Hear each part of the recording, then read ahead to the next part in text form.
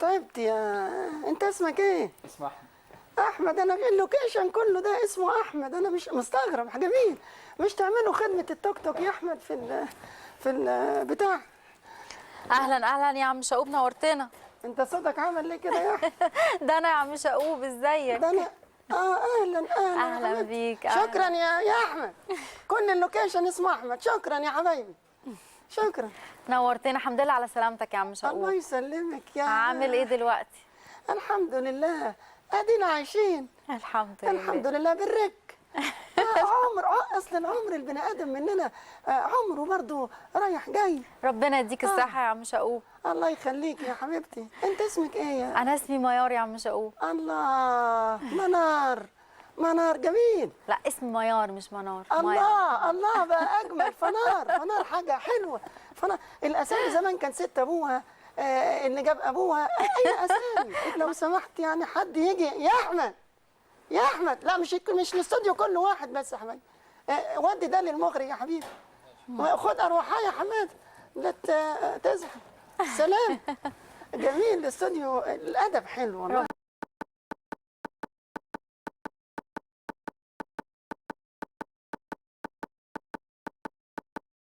بره والله مش قادر. طب يلا بينا. اتفضل. مشاهدينا اسمحوا لي ان ارحب بضيفنا وضيفكم اللي منورنا على الهواء مباشره في الاستوديو. عم شقوب اهلا بيك ونورتنا يا عم شقوب. ربنا يخليك يا حبيبتي، منوره بناسها. ربنا يخليك. احنا عايزين نستفيد ونستغل خبرتك الهائله. لا استغلال، سوري معلش، انا ما احبش الاستغلال. لا لا لا لا لا، اسمها نستفيد من وجودك. انما نستغل دي لغه الاعلام الخاص، يقول لك نستغل. احنا التلفزيون المصري لا طبعا العراقة. ملناش في الاستغلال خالص. خلينا نستفيد بخبرتك العظيمه ونتكلم في موضوع مهم جدا وهو موضوع الاعلام المصري. اكيد بخبرتك العظيمه على مر العصور ليه اصول تاريخيه تحكي لنا عنها بقى. يعلم ان يخبر، وخبر يعني بنقل لك خبر ابيض، خبر اسود. مش المشكله في اللون يا منار، انما بنقل لك راي وراي اخر بحياديه. مش هنقل لك وجهه نظري زي ما بيحصل دلوقتي. وثم بدانا انه الاعلام بينقسم الى 3 اقسام زي ما انت عارفه. ايوه. مسموع ومرئي ومقروء. واضيف اليه النوع الرابع مكروه. في اعلام مكروه دلوقتي ومارس. طبعا مش هقول، ممكن توضح لينا اكتر ونبتدي بالاعلام المقروء. الاعلام المقروء باختصار هو اخبار اهرام جروريه اطحن بنا وولع نار. عارفه انت دي الجرايد الحكوميه.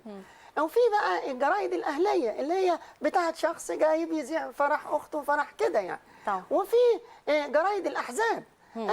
كل حزب بيعمل له جورنال يوضح فيه وجهه نظر رغم اختلافي مع الاحزاب. انا مختلف معاه. في جرايد بقى الصفراء. اللي هي اقرا الخبر، اقرا الحادثه، القبض على راجل اعمال وسياسي واثنين من بياعين الهوا. ويطلع الخبر اي كلام. بياعين الهوا يطلعوا 2 بتوع كاوتش. اي حاجه.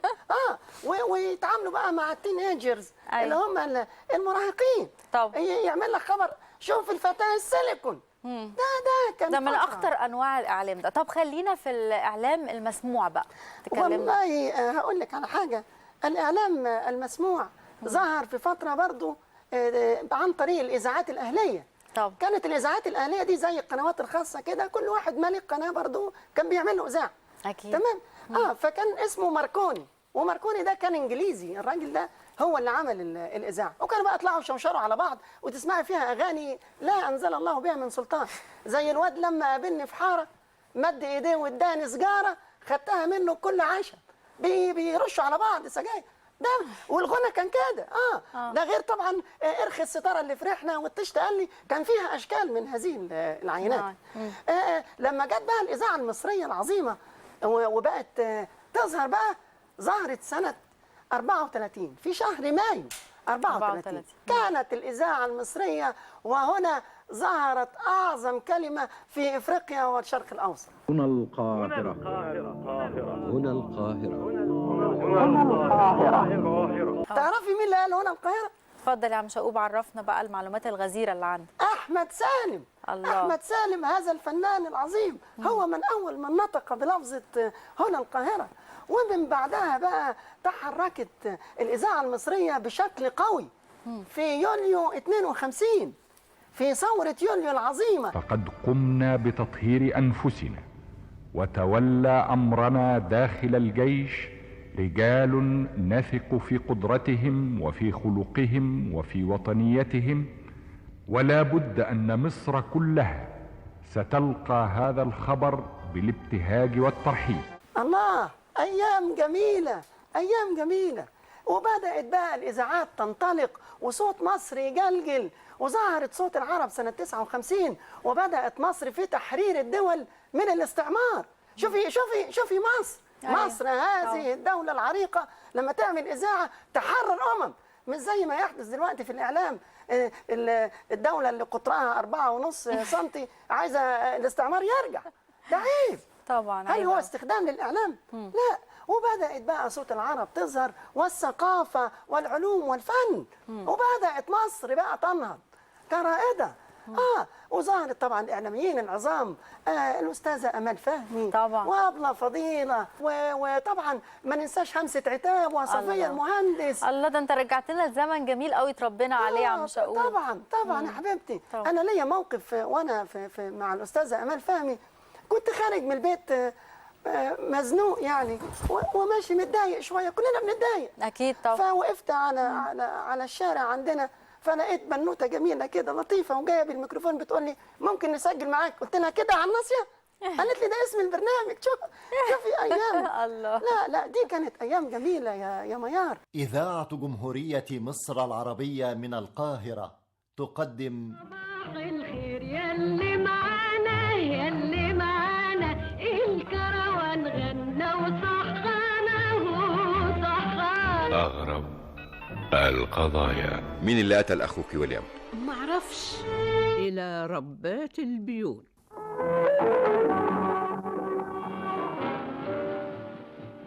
آمال فهمي تقدم لكم على الناصية.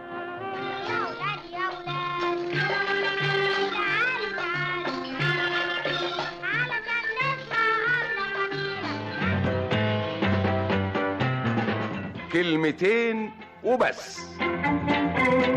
بالسلامة يا حبيبي، بالسلامة، بالسلامة تروح وترجع بالسلامة. البرنامج العام ذاكرة الأمة. همسة عتاب. من حديقة الشعر والكلمات أقدم لكم قطرات الندى.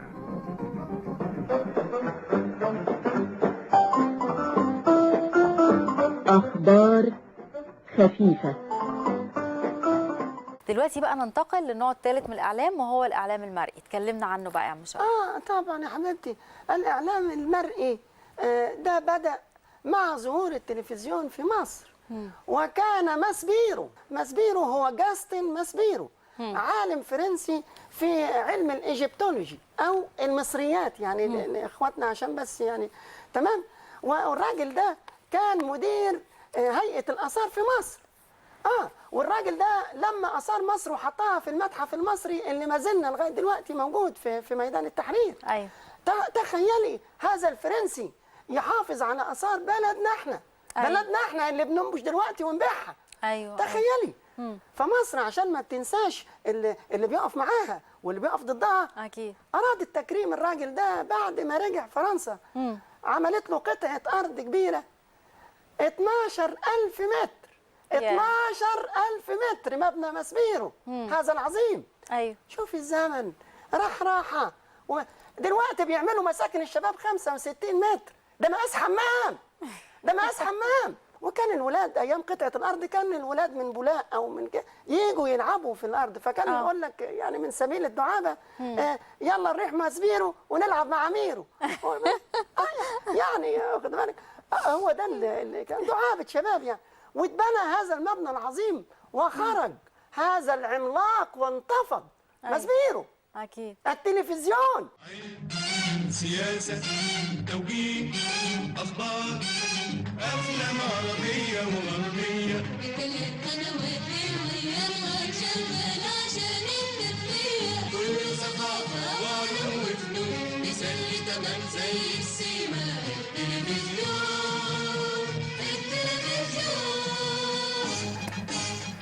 الله، شفتي كل الله. ثقافة وعلوم وفنون. التلفزيون أيوة. هذا العملاق بقى اتبنى في كام سنة؟ في قد ايه يا عم شقوق؟ سنة من أغسطس 59 ليونيو 60.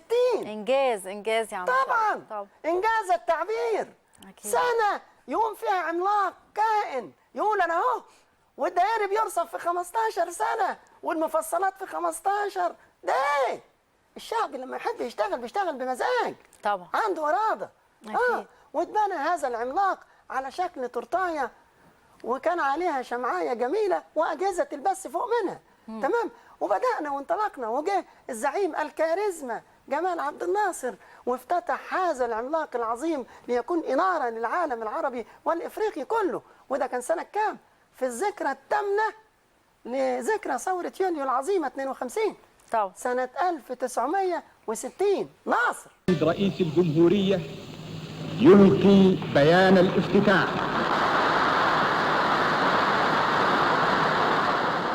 قد بزغ أمل جديد على أفق هذا الشرق. إن دولة جديدة تنبعث في قلبه، دخيلة فيه ولا غاصبة، ليست عادية عليه ولا مستعدية. بجد الله يا عم شقوق، ده انت رجعتنا لذكرى افتتاح اول يوم للتلفزيون. كان يوم جميل جدا وفعلا تاريخي. بس انا عايزه اعرف منك، انت بتجيب الحاجات دي منين؟ انا التاريخ يا ميار، انا مسجله سيديات وديفيديات واوراق وبرديات. انا جايب عربيه شرايط ما حدش قابلني بره. يا محتفظ بكل ده بقى. طبعا تاريخ البلد يا ميار ما ينفعش. طبعا ما ينفعش. وبدا بقى هذا العملاق ينتفض، التلفزيون وبرامجه. وكانت الأسرة المصرية اللي كانت تتجمع الساعة 9، الولد والأم والابن ويتجمعوا ويتفرجوا على علم والإيمان الساعة 9. الدكتور مصطفى محمود. دلوقتي الأب يسأل الأم فين الولد الساعة 4 الفجر، تقول له العلم عند الله. دي مشكلة. دي حقيقة. طبعا. وعالم البحار الدكتور العظيم حامد جوهر اللي علمنا ومعلومات علمية بحتة. علم الناس العادية لغة السمك والسمكة تقول ايه للحوت. وكان ليه صوت مميز كده يا عم شقوق. طبعا عظيم. يعني احنا فهمنا لغة السمك منه. السمكة تقول للقرموط اجري بسرعة يا قرموط يا الحوت ياكلك الحوت. لا كلام وبدأت انطلاقة. وشوفي بقى الإعلام ظهر محمود سلطان وفريال صالح يا اما تعرض يا ابني حبة، ما فيش حد صالح، كله بتاع مصالح. خلص.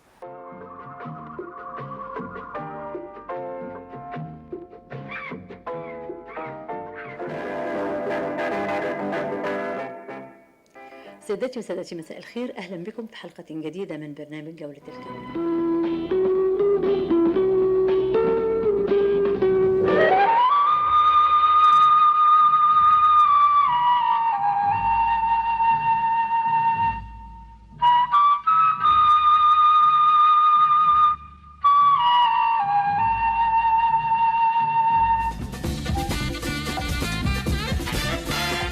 كانت الحاجات دي فعلا بنقعد نستناها من الاسبوع للاسبوع ومستمتعين بيها جدا.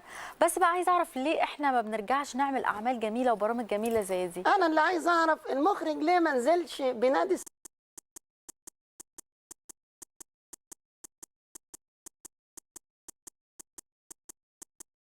فعلا. ده تقديم الاعلاميه العظيمه دريه شرف الدين الدكتوره دريه. طبعا.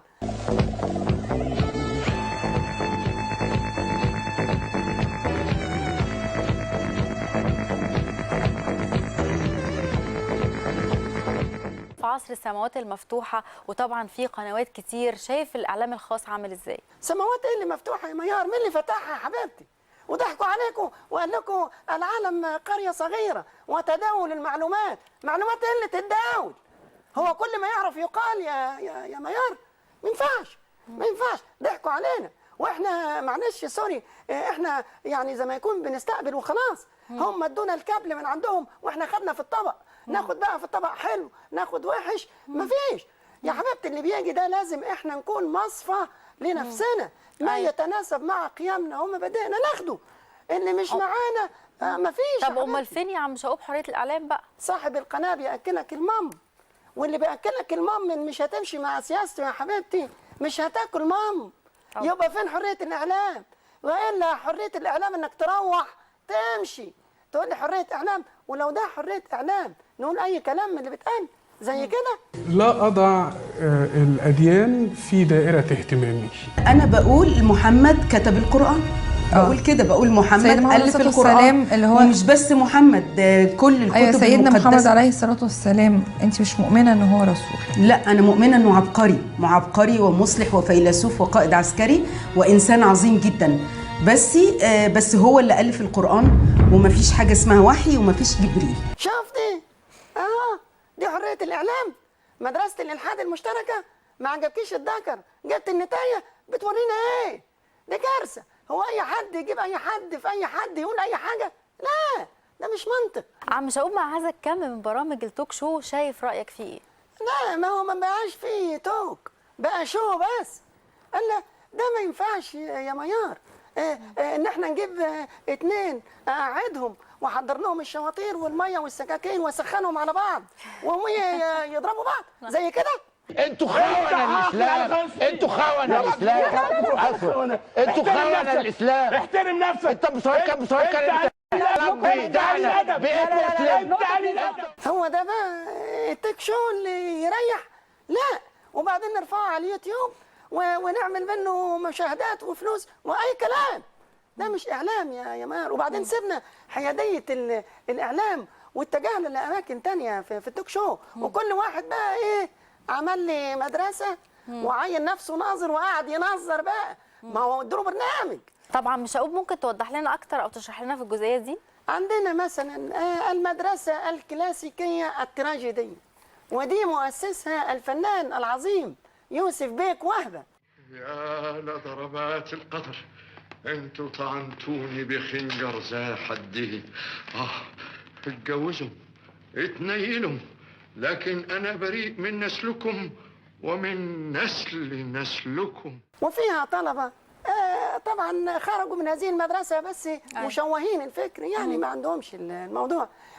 ودي المدرسه تتميز بالاوفر والبكاء المصطنع. الاوفر يعني المبالغه في الاداء ويعيط من غير دموع. عالمي حبيبي يا نور عيني، بيضربوا بيك المثل، كل الحبايب بتهنيني. طبعا ما انا مصر ام الدنيا. سنه 48 ما حصلش حاجه كده في مصر. ليه؟ عم شاؤوب، بعد ما شفنا المدرسه دي ايه مدارس تانية عندك يا عم شاؤوب؟ عندنا المدرسه القليطه. دي بقى ايه؟ تلاقي المذيع فيها بيبقى حافظ له كلمتين انجليزي على حبه فرنساوي ويجي يتقالط بقى على الجمهور.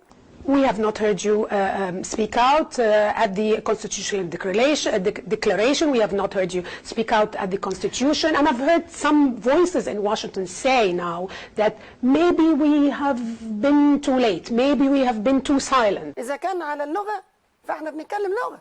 الشعب المصري كان مماليك وأتراك وفرنسويين وإنجليز ولا ننسى جفت بكشيش. وأيجوتو ونوى على موته. لا، نتحدث لغة وجتم بطلاقه ولا ايه يا ميار؟ طبعا طبعا الشعب المصري هضم كل الثقافات دي. جايين تتقلطوا علينا؟ مش ناقصه المدرسه القليطه هي. طبعا مش هقول في مدارس ايه تاني هتقول لنا عليها؟ في مدرسه المصطبه الشعبيه اللي هي طلباتك بالورد يا ذوق. واذا حضراتكم ما ركزتوش ده هي لا تجعلكم تركزوا.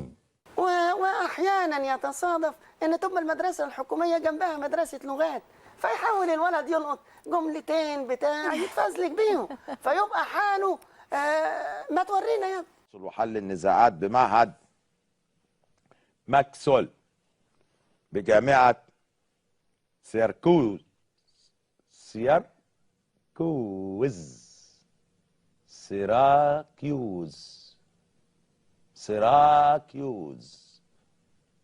جامعة ساركوزات جامعة ساركوز. طب في ايه تاني في جعبتك مدارس يا عم شاؤوب؟ في المدرسة الغنائية الاستعراضية. دي بتاعت الخمسة بيعملوا كده والله يا بنتي. دي بقى مدرسة تتميز بأنها هي مدرسة مبهجة مفرحة، تعمل لك فرح، تعمل لك عيد ميلاد، لو أنت الولد عندك لسه عقيقة، يعني مدرسة لطيفة ماشي شغالة في الإعلام اليومين دول. ممكن نكسر الزغروطه شويه. ادي الثالثه. صغريها شويه. الرابعه يا امينه قولي. الخامسه. عارفه كل ما الزرغوطه تبقى ساره واد عمي ميل وسجيني يا واد عمي ميل وسجيني انا مش عطشانه يا واد عمي حبك يرويني. في مدارس ثانيه عم شقوب ولا خلاص خلصت المدارس؟ هم بقى اهم مدرستين. اتفضل. ودول يا ريت ما حدش يشوفهم. المدرسه الاباحيه اللي هي بلس 18 دي. أيوة. دي ربنا ما يوريكي ما تشوفهاش لوحدك. بالليل بقى خالص تسجلها تشوفها براحتك. مصطفى يونس في نهائي كاس مصر 78 خرم ماتش اهلي وزمالك، في ماتش مصر وتونس خرم فدي كوره احنا عارفينها. احترم نفسك، احنا عارفينها. احترم نفسك. مصطفى يونس هو اللي عمل المكان ده وهو عمل الحته ديت. مصطفى يونس المكان اللي انا بلعب فيه مش خرم. بيقول لك في المثل ايه؟ مادام الواد طاطا وكل زر البطاطا لا تنفع معاه ابره ولا خياطه. والمدرسه الثانيه مدرسه الفتنه. ايوه. اللي الناس اللي بتقعد ترغي في الدين وفي الاخر لسانه بيجيب كلام عيب. الاخت سكسكه زنبلك، هي سمت نفسها كده، اللي هي نواره نجم. يشرفنا الرد على مثل هذا السفيه. خلينا كلام إني أقول مش شتيمه مش شتيمه. لا مش شتيمه، هو ده السفيه يزعل. طبعا مش شقوب عايزين نعرف، طب هل الاعلام بالشكل ده بيكون مسؤول عن تكوين فكر الفرد؟ طبعا الاعلام يؤثر في تكوين الفرد. ازاي؟ ليه يا حبيبتي؟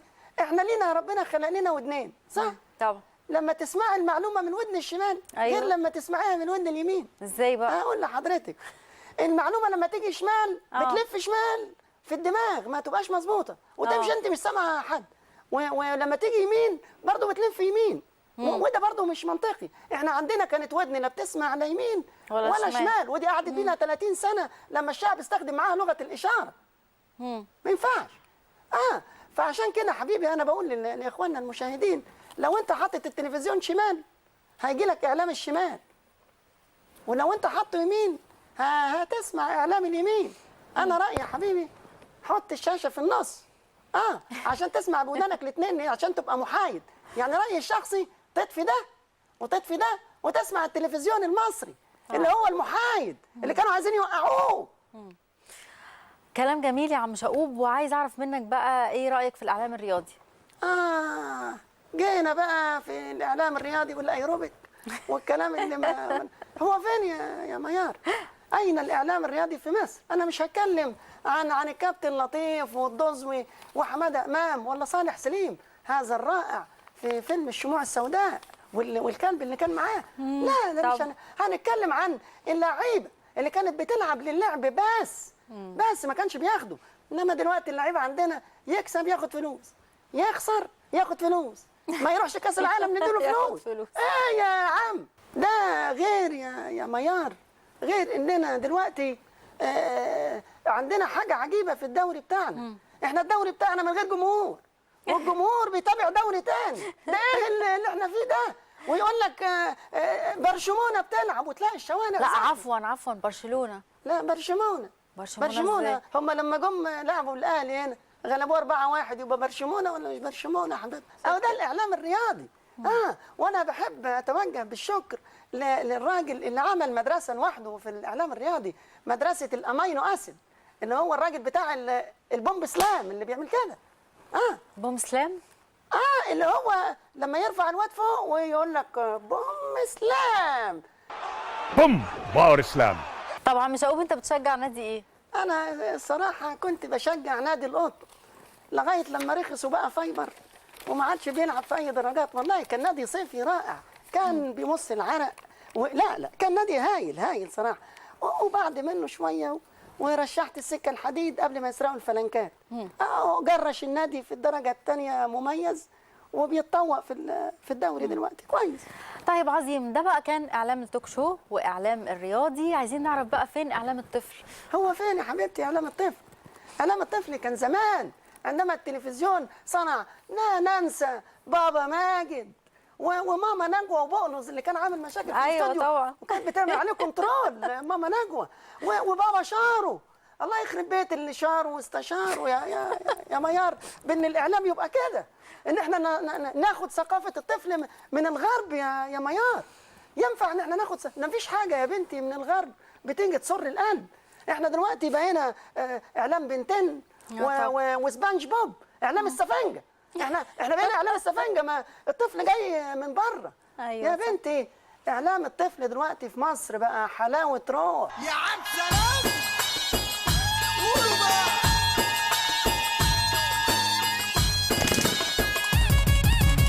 طب يا عم شؤوب، فين الترفيه من الاعلام؟ اساسا الترفيه من اهداف الاعلام. الترفيه، من ينسى برامج المسابقات اللي كان بيعملها الرائع علي فايق زغلول، واللي كان من ضمنها فقرات الغلط فين. ايوه طبعا. احنا ما بقيناش عارفين الغلط فين يا ميار. ازاي؟ هل هو ده الاعلام ولا الرائع طارق علام اللي خلى الكلام من ده بعد ما كان من فضه؟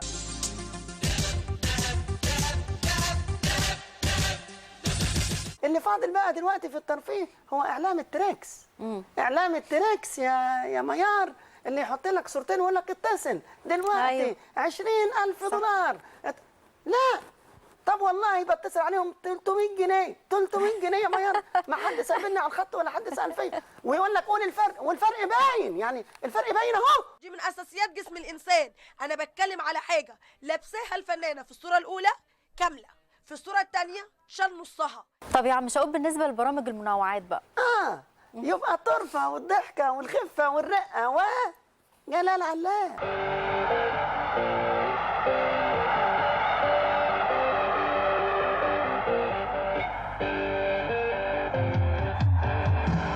هذا الرجل اللي كان بيسافر ويروح ويجي عشان يجيب لنا الطرفه والخفه واقنعنا بده، وهو كان قاعد على اليوتيوب صراحه، بس كان عامل حاله جميله بينك وبينه جدا. طبعا. أيوة. طب ايه رايك في ظاهره رؤساء تحرير الصحف اللي بداوا يظهروا كمقدمين برامج في كل البرامج التلفزيونيه؟ والله انا مش عارف رئيس التحرير لما يبقى شغال في قناه هينقد سياستها ازاي؟ يتكلم فيها ازاي؟ صعب. ثم ده ادى لحاجه واحده بس، ان الصحفي في طبعه يسعى وراء الخبر السبق، وما يهموش اذا كان صح ولا غلط. انما الاعلام المرئي لا، قبل ما تقولي خبر لازم تكوني متاكده من صحته. واخد بالك؟ فما بقينا بنقول اي اخبار ونرجع بقى نعتذر، والله انا اصلا كنت شاكك، انت جاي تشك هنا؟ ما تشك في اي حته ثانيه. ما ينفعش. اكيد ما ينفعش. فريق المعدين اللي موجود في المدينه فهو فريق معد واحد، يروحوا لمين الورق وموزعينه. يلا الحلقه بتاعت النهارده وزعوا على كل القنوات، ويطلعوا تلاقي كل المذيعين في القنوات يقولوا خبر واحد. سد النهضه. في سد النهضه. عن سد النهضه. سد النهضه. سد النهضه. وسد النهضه هنلبسه. طب ايه رايك في اللي بيقولوا ان التلفزيون المصري ولع عهده؟ لا، ده هذا عملاق، المؤسسه دي عملاقه. التلفزيون المصري تاريخ وذاكره الامه، لن يسقط هذا المبنى وبايدين ولاده. احنا لينا اولادنا نفخر بيهم. هذا التلفزيون صنع قنوات كتير، وصنع دول، عمل تلفزيونات في دول وقنوات خاصه في مصر. ولادنا اللي شغالين في كل حته. انا معايا كشف باسماء الناس اللي شغاله في القنوات، ولادنا اللي بنفخر بيهم. لا طب اللي بيشرفونا بره بقى يا ريت تقول لنا اسماء ولادنا. لا انا هقول لك الناس اللي بتشرفنا ونفخر بيهم فعليا. سيرت الكاميرا دي ما تقربش. الاول وليد احمد عبد الرحيم، يعمل في قناه تيت، ومش هنقول اسمها عشان هم بيحطوا تيت على الشريط عاده يعني. ايوه صح. ويتقاضى تيت. بليغ احمد عبد الرحيم يعمل في قناه نفس القناه اللي فيها وليد. هي نفس القناه. محمد احمد عبد السلام. ماهر احمد السيد علي. دول ولادنا اللي احنا بنفخر بيهم، فما نقولش الاعلام يسقط. ده احنا اللي بنينا اللي بره، ولن يعلو التلفزيون الا بايدي اولاده. اولاده هم اللي هيعلوا التلفزيون. طبعا يا مشاوب. طب بالنسبه بقى للاعلانات اللي كل القنوات بتتصارع عليها، مالها الاعلانات؟ الاعلام خدمه، تعليم، ثقافه، لانه يكون فكرك، رايك، ما يتسابش للمعلن يتحكم فيه يا حبيبتي. صح ولا مش صح؟ اكيد طبعا. الاعلام عشان اثبت لك انه خدمه، اهو مواطن بيطلب من تلفزيون بلده خدمه، حتى لو هو غلط انه طلبها، وطبعا انا اولادي قافلين الموبايل وبيسمعوني دلوقتي عبر التلفزيون. احب بس ابلغهم برساله، يلموا الغسيل، يحطوا مفرش على الغسيل، الله يخليكم، لان الغسيل زمانه اتبهدل. معلش يا جماعه انا ببعت الرساله دي للمدام. لا بس لا كده خطأ يا استاذ ادم. وده مواطن بيطلب من تلفزيون بلده خدمه على سبيل الدعابه يعني، بس احنا عرفناه وهنجيبه. طب الاعلانات يا عم شعوب اللي كنا لسه بنتكلم فيها؟ لا الاعلانات احنا هيجيلنا، مش انا جيت مضيت معاكم في التلفزيون. أيوة. هيجي اعلانات. طب. الاعلانات هتغرق الدنيا، بس لحقوا انتوا. انا جاي لي مندوب من وزاره التموين اعمل اعلان عن زيت التموين. أيوة. وجايب لي عينتين زيت ذره من بتوع التموين، انما بتاع الكهرباء يا احمد ماشي، مندوب الكهرباء قطع عليا الكهرباء كان هيموتني في المستشفى. ماشي وما تقلقيش، بدأت تندع عندنا شوية إعلانات داخلية. طب الحمد لله كويس. اعرض يا ابني الإعلانات.